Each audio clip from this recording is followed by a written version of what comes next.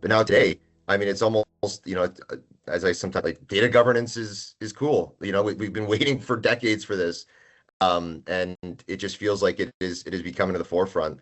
I don't know, Mike, does that track with what you've seen sort of in your role as CISO? Like, there's just always been this big focus on structured data, and now it's just unstructured because that's the unlock for AI in many respects. Yeah, you're exactly right. I mean, I think for a long time, historically, CISOs and their teams have prioritized structured data in governed databases. It's been historically the focus of anything that looks or smells like data governance. Um, there's also research that shows that the vast majority, to your point, of AI interaction, and we those of us who've been using LLMs or whatever, LLMs act on unstructured data as well. But once the data is extracted into some sort of unstructured format, all bets are off. Then you lose complete control. They get copied. They're really, really easy to move. And this stuff is being stored in so many different areas, so many different ways.